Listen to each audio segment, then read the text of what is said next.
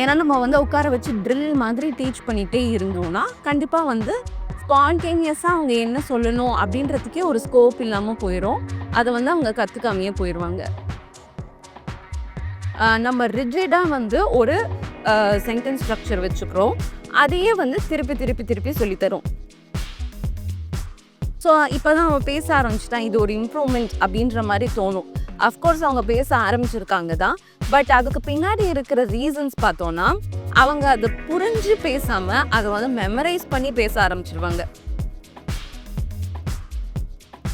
எல்லாருக்கும் வணக்கம்.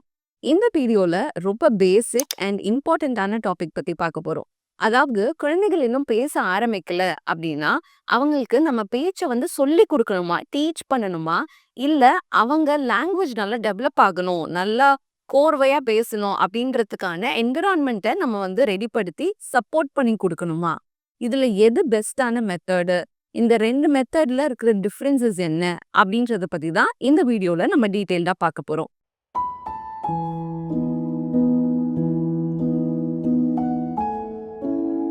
என்னோட பேரு வைஷ்ணவி. நான் ஒரு ஸ்பீச் தெரபிஸ்ட். எனக்கு இந்த ஃபீல்ட்ல 6+ இயர்ஸ் ஆஃப் எக்ஸ்பீரியன்ஸ் இருக்கு.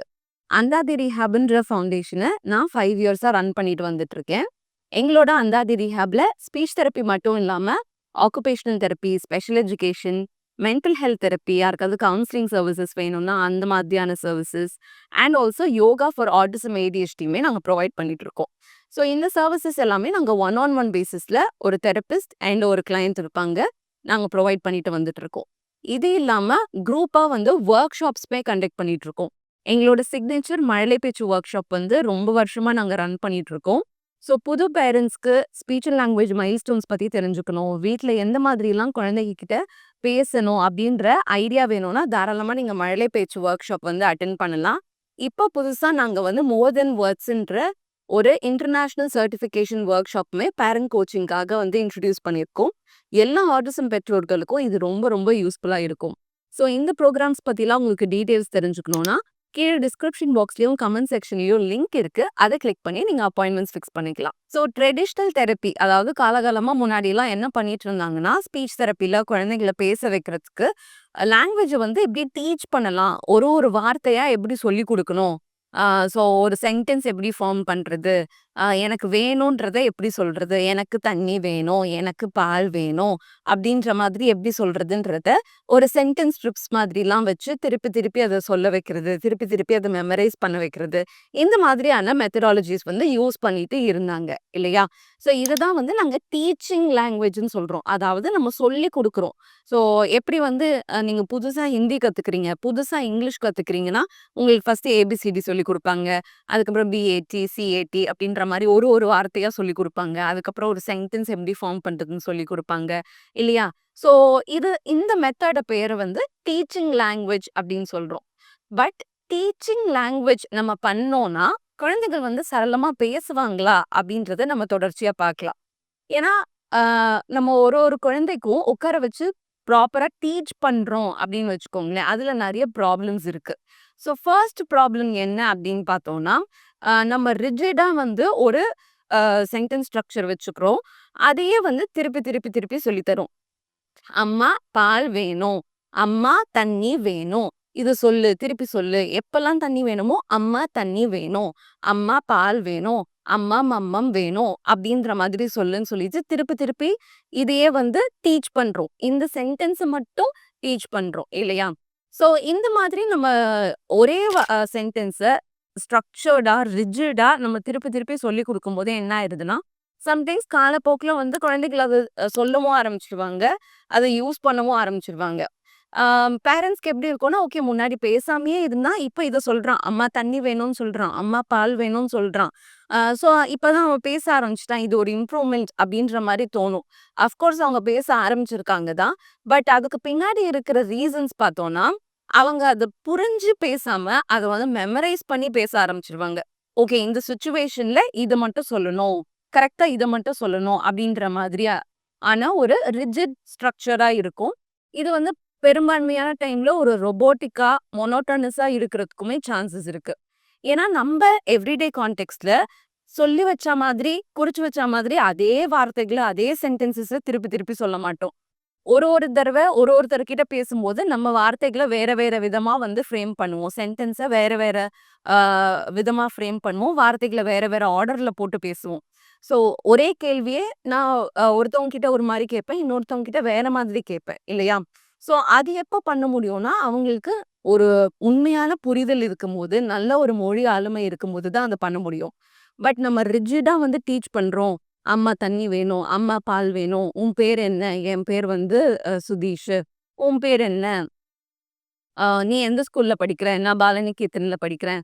ஸோ இந்த மாதிரி இந்த கொஸ்டினுக்கு இதுதான் ஆன்சர். இந்த கொஸ்டினுக்கு இதுதான் ஆன்சர்ன்னு நம்ம ட்ரில்லிங் மாதிரி சொல்லிக் குடுக்கும்போது, அத மட்டும் அவங்க கத்துப்பாங்களே தவிர, அதே கொஸ்டினையே வேற மாரி கேட்டா கூட அவங்களுக்கு பதில் சொல்ல தெரியாது. ஆர் அதே கொஸ்டின வேற ஒரு பெர்சன் கேட்டா அவங்களுக்கு பதில் சொல்ல தெரியாது. ஆர் வேற ஒரு கான்டெக்ஸ்ட்ல கேட்கும்போது அவங்களுக்கு பதில் வராது.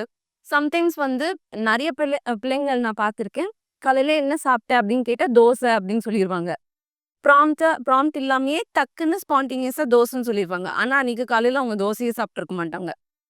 ஏன்னா, இத வந்து அவங்க டீச்சிங் மாதிரி, என்ன சாப்பிட்டேன்னு கேட்டா தோசைன்னு சொல்லணும். என்ன சாப்பிட்டேன்னு கேட்டா தோசைன்னு சொல்லணும்னு ட்ரில்லிங் மாதிரி பண்ணும்போது, இந்த கொஸ்டினுக்கு இதுதான் பதிலுன்ற மாதிரி அவங்க அட்டாச் பண்ணிக்கிறாங்களே தவிர, காலையில என்ன சாப்பிட்டோம்னு யோசிச்சு, ஞாபகம் வச்சு, ரீகலெக்ட் பண்ணி சொல்றது இல்ல. ஸோ இதெல்லாம் தான் வந்து நம்ம ஒரு லாங்குவேஜ டீச் பண்ணும்போது இருக்கிற டிஸ்அட்வான்டேஜஸ். ஸோ நம்மளுக்கு என்ன வேணும்? அல்டிமேட்டா என்ன வேணும்னா, குழந்தைகள் வந்து ஸ்பான்டேனியஸா, நேச்சுரலா ஒரு கான்வர்சேஷன்ஸ் வந்து ஏற்படுத்தணும். அவங்களுக்கு என்ன வேணும்ன்றத சொல்லணும். அவங்களுக்கு வந்து என்ன நடந்துச்சு? நேத்து என்ன நடந்துச்சு? நேத்து என்ன பார்த்தாங்க? அப்படின்றத ஷேர் பண்ணணும். கேள்விகள் அவங்க புதுசா கேட்கணும். அண்ட் நம்ம கேட்கிற கேள்விகளுக்கு பதில் சொல்லணும். இதுதான் வந்து ஒரு லாங்குவேஜ் கோல் அப்படின்னு சொல்லிட்டு நான் நினைப்பேன். ஸோ இது அப்படி இல்லாம ஒரு மெமரைஸ்டா ஒரு ரொட்டீனா இருக்கும்போது, அவங்களா பேசுறது எதுவுமே அவங்க பேச மாட்டாங்க. நெறைய பேரண்ட்ஸ் சொல்வாங்க. நாங்க சொல்லிக் குடுத்தது வரைக்கும் சொல்றான். பட் அவனா எதுவுமே கேட்க மாட்டேங்கிறான். அவனா எதுவும் இனிஷியேட் பண்ணி புதுசா வந்து ஒரு அவனோட பாயிண்ட் ஆஃப் வியூன்னு என்ன இருக்கு? ஆர் அவன் என்ன யோசிச்சிருக்கான்? அவன் என்ன கிரியேட்டிவா ஆ வேணும்னு நெனைக்கிறான்? அப்படின்றத அவன் சொல்லவே மாட்டேங்கிறான். அப்படின்ற மாதிரி நெறைய பேரண்ட்ஸ் கம்ப்ளைண்ட் பண்ணுவாங்க. இதுக்கு காரணமுமே இந்த மெத்தட் தான். ஏன்னா நம்ம வந்து உட்கார வச்சு ட்ரில் மாதிரி டீச் பண்ணிட்டே இருந்தோம்னா, கண்டிப்பா வந்து ஸ்பான்டேனியஸா அவங்க என்ன சொல்லணும் அப்படின்றதுக்கே ஒரு ஸ்கோப் இல்லாம போயிரும். அத வந்து அவங்க கத்துக்காமயே போயிருவாங்க. ஸோ இத பண்ணாம நம்ம வந்து நேச்சுரலா எப்படி லாங்குவேஜ சப்போர்ட் பண்ணலாம் அப்படின்னு சொல்லிட்டு பார்ப்போம். ஸோ இப்போ ஒரு லாங்குவேஜ் வந்து நேச்சுரலா வந்து டெவலப் ஆகணும். அதுக்கான என்விரான்மென்ட் நம்ம சப்போர்ட் பண்ணணும்னா, ஃபர்ஸ்ட் வந்து நம்ம மாடலிங் பண்ணணும். அதாவது அவங்க என்ன வார்த்தை சொல்லணும்னு நம்ம நினைக்கிறோமோ, அந்த வார்த்தைய ஜஸ்ட் மாடல் பண்ணலாம். அது ஒரு வார்த்தையா இருக்கலாம், இல்ல சென்டென்ஸா கூட இருக்கலாம். ஒண்ணும் பிரச்சனை இல்ல. ஸோ நம்ம டிமாண்ட் பண்ணாம, "தண்ணி சொல்லு, தண்ணி சொல்லு. எனக்கு தண்ணி வேணும். அம்மா தண்ணி வேணும்." அப்படின்ற மாதிரி ஸ்ட்ரக்சர்டா சொல்லு சொல்லுன்னு நம்ம டிமாண்ட் பண்ணாம, "இது தண்ணி, தண்ணி குடிக்கலாம்." அப்படின்ற மாதிரி ஜஸ்ட் நியூட்ரலா வந்து அத மாடல் மட்டும் பண்ணலாம்.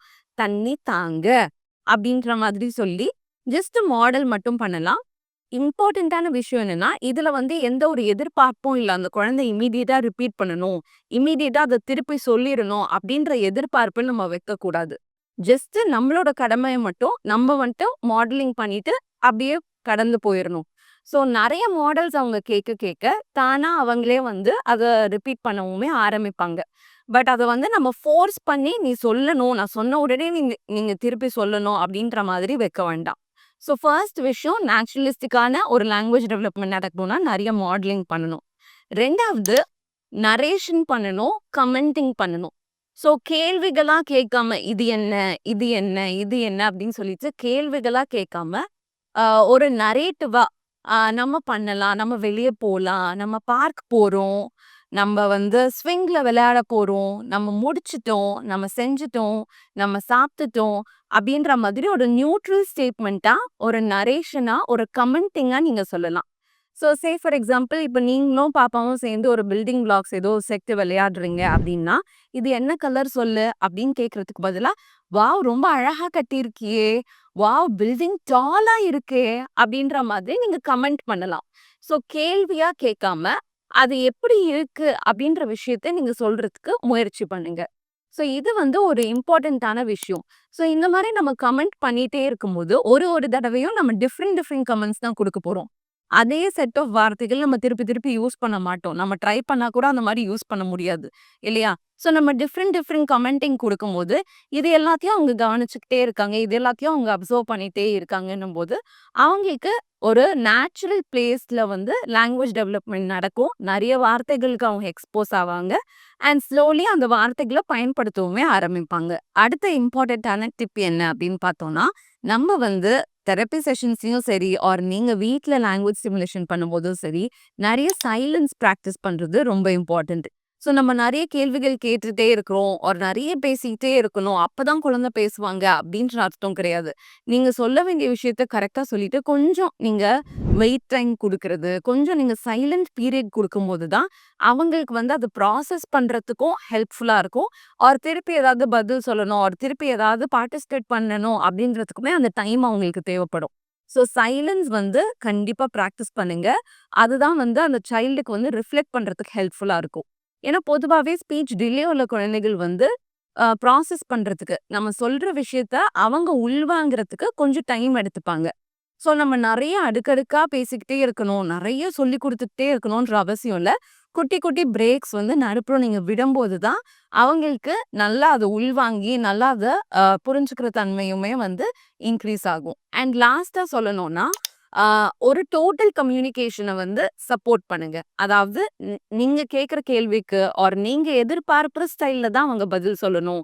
அது வார்த்தைகளா தான் இருக்கணும். ஒரு பெரிய சென்டென்ஸா தான் இருக்கணும். அப்படின்ற அவசியம் கிடையாது. சம்டைம்ஸ் சில கேள்விக்கு ஒரு வேர்ட் பதிலே கூட அப்ராப்ரியேட்டா இருக்கும். சம்டைம்ஸ் சில கேள்விக்கு அவங்க பாயிண்டிங் பண்ணி கூட பதில் சொல்லலாம்.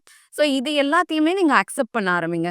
ஸோ இன்கேஸ் அவங்க பாயிண்டிங் பண்றாங்கன்னா, இது என்னன்னு சொல்லு சொல்லுன்னு சொல்லிட்டு நம்ம டிமாண்ட் பண்ண வேண்டாம். ஏன்னா நம்பளுமே ஒரு அடல்ட்ஸா இருக்கோம். ஒரு எவ்ரிடே கான்டெக்ஸ்ட்ல நம்மளுக்கு பேச தெரிஞ்சாலுமே எவ்ரி டைம் நம்ம பெரிய பெரிய சென்டென்ஸா பேசுவோன்ற அவசியம் கிடையாது. சம்டைம்ஸ் என்ன வேணும் அப்படின்னு கேட்டா, நம்ம ஒரே ஒரு வார்த்தையில இட்லி அப்படின்னு கூட சொல்லுவோம். சம்டைம்ஸ் இது எங்க இருக்குன்னு கேட்டா, நம்மளுமே வந்து "இதோ அங்க" அப்படின்ற மாரி ஜஸ்ட் கைய மட்டும் கூட காட்டுவோம். இல்லையா? அதுக்காக நமக்கு பேச தெரியாது. ஒரு ஒரு தடவையும் நான் "அதோ பாருங்க, அங்க இருக்கு" அப்படின்னு சொல்லணுன்ற அவசியம் இல்ல, இல்லையா? ஸோ டோட்டல் கம்யூனிகேஷன வந்து என்கரேஜ் பண்ணுங்க. நீங்க எதிர்பார்க்கிற பதில் வந்து எந்த மெத்தட்ல வந்தாலுமே அது ஓகே தான். அது ஒரு சின்ன ஃபேஷியல் எக்ஸ்பிரஷனா இருக்கலாம், ஒரு தலையாட்டுறதா இருக்கலாம், ஒரு ஸ்மைலா இருக்கலாம், ஒரு வார்த்தையா இருக்கலாம், இல்ல ஒரு சென்டென்ஸா கூட இருக்கலாம். ஸோ எவ்ரி டைம் நீங்க கோல் மாரி ஃபிக்ஸ் பண்ணிட்டு, ஆ அ 2 வேர்ட்ஸ் நெறைய பேசலாம். இப்ப இனிமே 3 வேர்ட்ஸ் தான் பேசணும். 3 வேர்ட் அட்டரன்ஸஸ் மட்டும் தான் நான் என்கரேஜ் பண்ணுவேன். அப்படின்னு நீங்க ஒண்ணு ஃபிக்ஸ் பண்ணிட்டு, இது என்ன அப்படின்னு கேட்கும்போது, ஆ பாப்பா சொல்லியிருப்பா ஸ்ட்ராபெர்ரி அப்படின்னு சொல்லியிருப்பாங்க. இது ரெட் ஸ்ட்ராபெர்ரி அப்படின்னு சொல்லு. அப்பதான் கரெக்ட்டு அப்படின்ற மாதிரி நீங்க அத திணிக்க வேண்டாம். 3 வேர்ட்ஸ்ல தான் பேசணும் நீ. எவ்ரி டைம் வந்து இந்த மாரி ரிஜிட் பேட்டர்ன் ஃபாலோ பண்ணணும் அப்படின்னும்போது, நீங்க டீச் பண்ண ஆரம்பிச்சுருவீங்க. அது வந்து மெமரைசேஷனா, ரொபோட்டிக்கா மாறிடும். அப்படி இல்லாம நேச்சுரலிஸ்டிக்கா, ஸ்பான்டேனியஸா வந்து ட்ரை பண்ணுங்க. கண்டிப்பா எல்லா குழந்தைகளுமே வந்து நல்லபடியா கம்யூனிகேட் பண்ண ஆரம்பிப்பாங்க. உங்களுக்கு இந்த டாபிக்ல வேற ஏதாவது டவுட்ஸ் இருந்ததுன்னா, கட்டாயமா அத கீழ கமெண்ட் செக்ஷன்ல பதிவு பண்ணுங்க. உங்க எல்லாருடைய கமெண்ட்ஸுமே நான் படிச்சுட்டு வந்துட்டுருக்கேன்.